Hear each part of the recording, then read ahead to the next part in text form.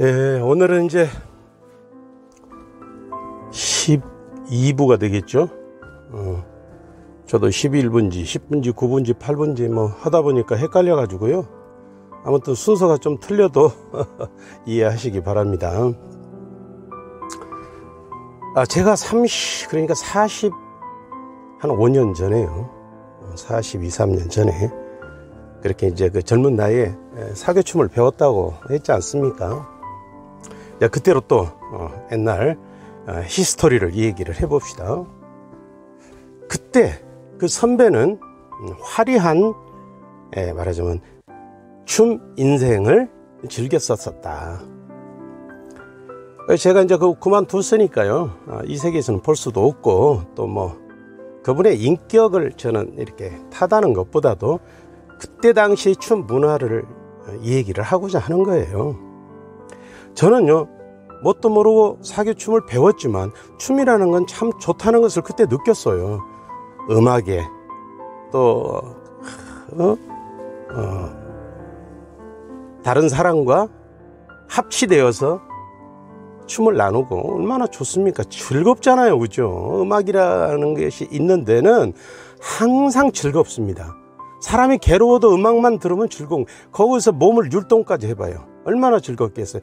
이 전쟁이 일어나면 옛날에 나폴레옹 시대나 옛날 과거에도요, 이 전쟁마당에서 항상 군악대가 앞에 섰어요.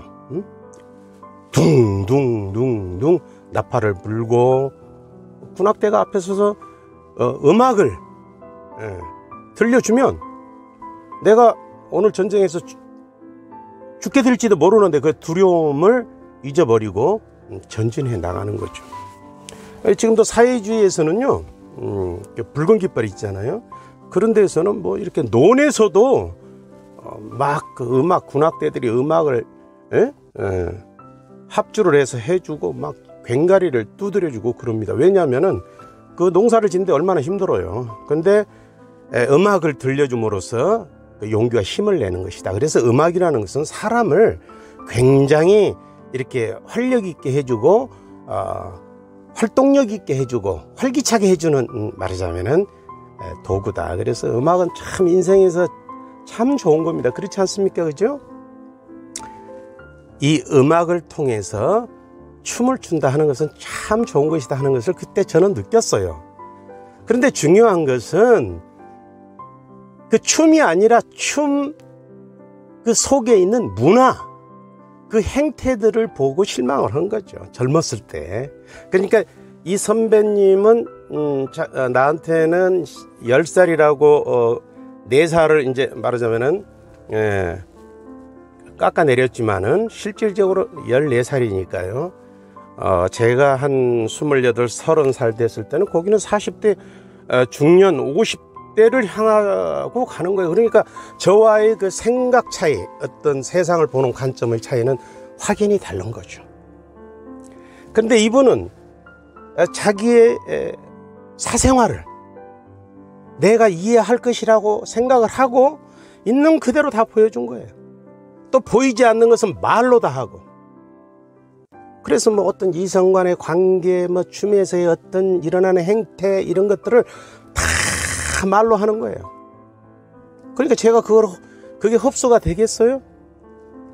자기가 만났던 여성들의 숫자를 손가락으로도 쉬고, 한 달, 2달을 쉬어도 다 못 쉴 손가락을 쉬어가면서 자랑을 하고. 그랬을 때 저는 어떤 생각을 하겠어요? 그때 대학 마치고 뭐 다 갔다 올 거 갔다 오고 이제 사회를 멋지게 나가려고 하는 청년의 그 멋들어진 마인드에서 그런 춤을 좋아해서 갔는데 그 문화, 그리고 그 안에서의 일부 사람들의 행태를 보고 이건 뭐 진짜 이건 아니다. 다른 여성들한테 막 이렇게 함부로 하는 거 막 있는 데서도 막 껄렁껄렁하고 하면서, 이게 춤이란 그게 아니잖아. 이건 진짜 댄스인답게 이게 그 파스초도 멋있어야 되잖아요. 근데 그게 아니니까 거기에서 실망을 한 거죠. 그리고 많은 사람들이 이 춤추는 사람을 보고 뭐라고 그러냐고. 에? 춤쟁이라고 그러지. 춤쟁이. 저거 제비다. 뭐 춤만 췄다 하면 그 사람이 좋고 나쁘고 저건 제비야. 저건 춤쟁이야. 그런 얘기들을 들었을 때 내가 왜 춤쟁이가 돼야 되나? 이 쟁이, 뱅이라고 하는 것은 완전히 비하하는 거잖아요. 완전 천민이잖아요. 옛날에 조선시대 때도 우리가 계급사회였잖아, 그죠? 뭡니까? 양반이 있었고요. 그 다음에, 중민? 기억이 잘 안 나지만 중민. 그 다음에 상민. 그 다음에 천민이 있었어요. 계급이 있었어요. 그러니까, 그 상민들은 그래도 한 단계 위에 천민들은 완전히 그냥 그 밑바닥이잖아요. 인도에도 카스트 제도가 있는 것처럼 브라만, 바이샤든가요? 바이샤, 수드라. 제일 밑에 지금도 그 인도는 그 카스트 제도가 있어요. 이 수드라 있는 천민들하고는 같이 버스도 안 타고요. 이게 아주 그 인종차별이 심한, 계급차별이 심한 나라가 인도입니다. 지금도. 미국 같은 나라도요, 이게 인종차별이 없는 것 같습니까? 아주 인종차별이, 사실은 우리나라도 있죠. 우리나라 사람들도 인종차별을 진짜 많이 하는 편이지만 지금은 이렇게 유튜브를 통해서 글로벌화된 결혼 문화 이런 것들 때문에 많이 이제 회색이 되었어요. 그러니까 뭡니까? 예를 들어서 제일 천민들을 보고 장돌뱅이, 대장쟁이, 그러잖아요. 우리 보러 뭐라고 그래요? 춤쟁이. 도저히 업그레이드 시켜줄 수 없기 때문에 춤쟁이라고 하는 거예요.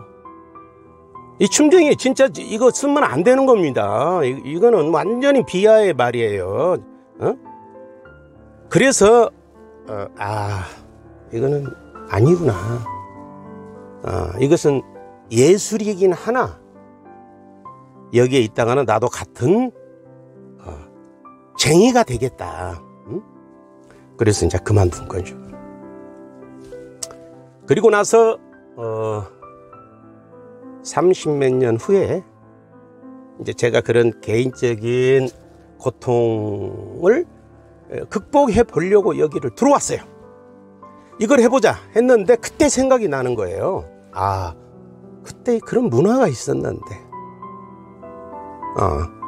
나도 그냥 뭉탱이로 들어가면 똑같아질 텐데 그러나 춤은 좋은 것이고 또 나의 그 역경을 극복할 수 있도록 해준 도구인데 그걸 어떻게 하다 보니까 제가 카페를 했다고 그랬잖아요. 그죠?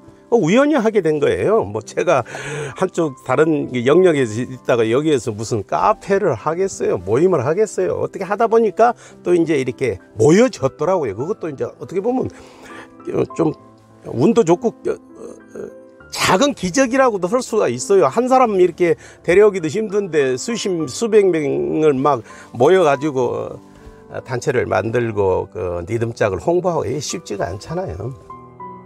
그때 이제 그 카페 이름을 뭐로 질 것이냐 이런 생각을 해봤어요. 그러면은 이 춤이라는 도구는 참 좋은 건데 이 문화가 우리가 춤쟁이라는 말을 들어서 쓰겠느냐. 이것도 보면은 엄청난 이게 내공이 없으면 안 되는 거잖아요. 사교춤도 노력이 필요하고 스포츠 댄스는 아주 그 과정을 걸치기가 굉장히 힘들잖아요. 리듬 댄스도 마찬가지예요. 댄스를 우습게 생각하고 2~3개월 해가지고 금방 이렇게 댄스를 이해한다 이거는 아니죠. 좀 차분히 또 초보 때 추는 초급이 있고 또 중급이 있고 고급이 있고 고수가 있고요. 그런 과정에서 다 맞는 사람들이 있으니까 이게 추는 겁니다. 전부 다 고수면은 초보자는 출 수가 없는 거죠. 고수가 초보자를 맞춰주기도 하고 이게 이제 춤인데, 자 그러면 이 춤 영역을 그러면 뭐라고 할 것이냐? 춤은 좋은 건데 그래서 이제 생각을 여러 가지로 해 보다가 독일에 이제 마이스터 제도를 제가 이제 생각을 해냈어요. 이 독일이 이제 말하자면은 2차 세계대전을 겪고 나서 뭐 자원이고 뭐고 다 이제 패망했잖아요, 그죠? 그런데 독일이라고 하는 나라는 이 우리나라처럼 이렇게 그 자원이 별로 없는 나라예요. 우리나라도 자원이 없잖아요. 지금 지식 산업으로 이 머리로 다 해가지고 지금 먹고 사는 거 아닙니까? 독일도 마찬가지예요.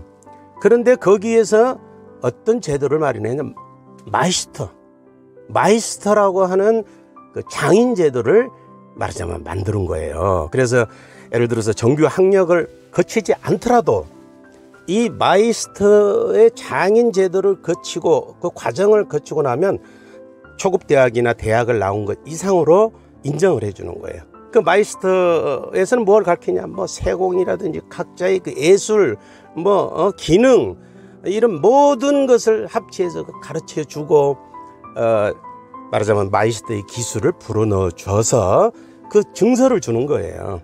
그러니까 모든 우리나라 뭐 도자기 공인에 뭐 목공인에 뭐 예술계 많이 있지 않습니까? 뭐 쇼모네 뭐 이런 그 예술 계통에 있는 그런 장르들을 여기는 마이스터라고 하는 제도를 통해서 그것을 장인으로 등극을 시켜주는 거예요. 그래서 똑같은 말하자면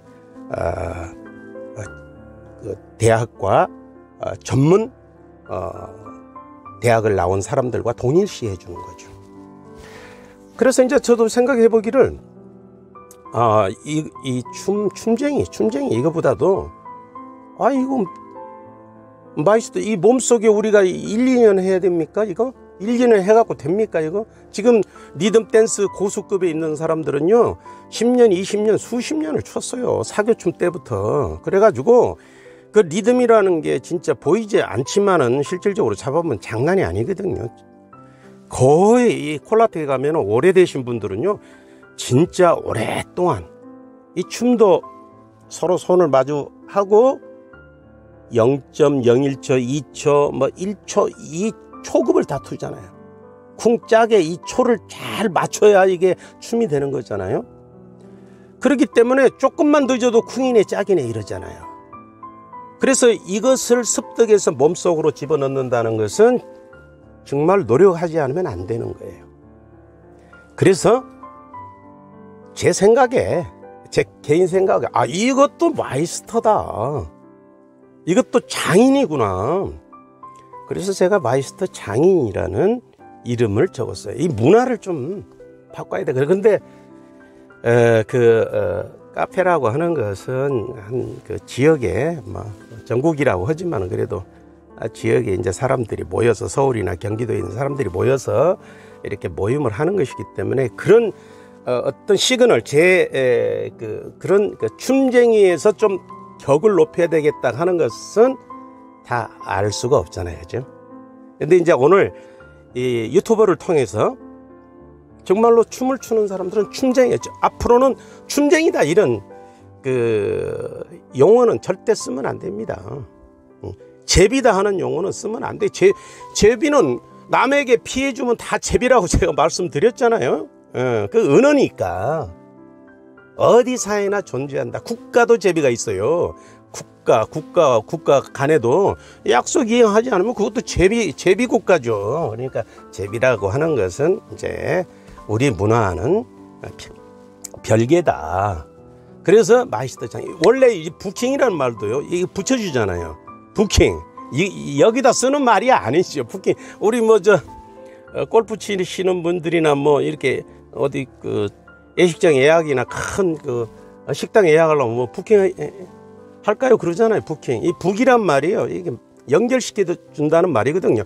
이 속에서 쓰는 말이 아니에요. 원래는 레저베이션. 그러니까 그 예약하다,